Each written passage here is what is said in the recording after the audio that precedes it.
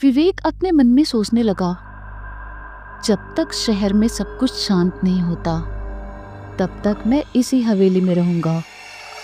उसके बाद मैं इस हवेली को बेचकर ये देश छोड़कर ही भाग जाऊंगा। अभी विवेक हवेली में टहल ही रहा था, लेकिन तभी अचानक उसे बाहर से किसी के पायल की आवाज सुनाई देने लगी। बाप रे, ये आवाज तो बहुत डरावनी लग रही है। कहीं कोई भूतनी तो नहीं आई? ऐसा सोचकर विवेक आवाज देने लगा। कौन है? कौन है वहां? इस पर कोई भी आवाज नहीं आई। उसके बाद हवेली के बाहर का दरवाजा धीरे से चरमराते हुए खुल गया। ये सुनकर विवेक सोचने लगा, ये कोई इंसान नहीं है, मुझे यहाँ से भागना होगा। ऐसा सोचकर विवेक हवेली के एक कमरे में भाग गया। उसके बाद विवेक को उस पायल की आवाजें उस कमरे की ओर आती हुई महसूस हो गई।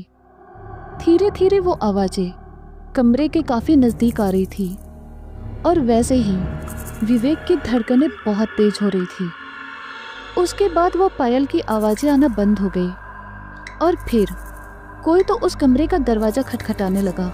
उसके बाद विवेक ने डरते हुए कहा, देखो, मुझे पहले से ही ये हवेली भूतिया लग रही थी, लेकिन अब सच में यकीन हो गया। विवेक ने आगे कहा, देखो भूतनी जी, आप जो मुझे समझ रही हो वो मैं नहीं हूँ।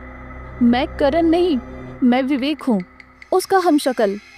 और करण मर चुका है, इसीलिए उसी का फायदा उठाकर मैं इस गांव में करण बनकर आया हूँ। Please trust me. उसके बाद विवेक को वो पायल की आवाजें उस कमरे से दूर जाती हुई सुनाई दी और वो सुनकर विवेक खुश हो गया और मन ही मन सोचने लगा, थैंक गॉड ये भूतनी समझ गई। अब लगता है मुझे इस हवेली में कोई खतरा नहीं है। ऐसा सोचकर विवेक सो गया। इस तरफ सुमित अपने घर में आराम से सो रहा था।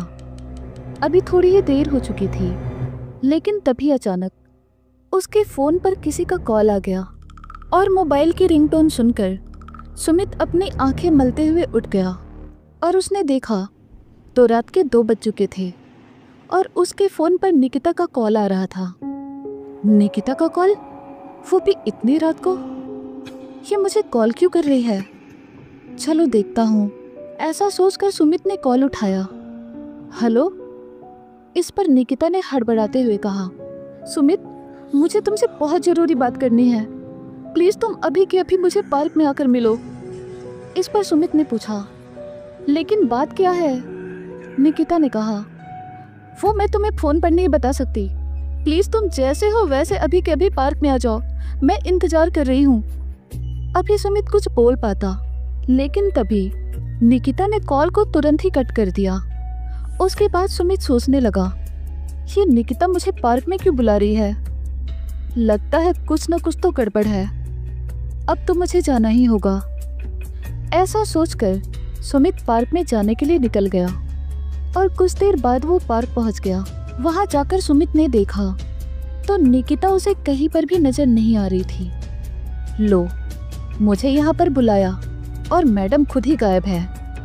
ऐसा कहकर सुमित ने निकिता को कॉल लगाकर भी देखा, लेकिन उसका फोन स्विच ऑफ आ रहा था। सुमित बहुत देर तक पार्क में बैठे बैठे निकिता का इंतजार कर रहा था। दोस्तों, ये थी आज की कहानी। अगर आपको यह स्टोरी पसंद आए तो इस वीडियो को लाइक करो, कमेंट्स करो और अपने रिश्तेदार या दोस्तों के साथ शेयर करो। और सबसे ज़रूरी बात, आप में से अगर कोई नया है तो इस चैनल को सब्सक्राइब करो और साथ ही साथ बेल आइकन पे प्रेस करके ऑल नोटिफिकेशन पर सेट कर दो। तो मिलते हैं नेक्स्ट वीडियो में।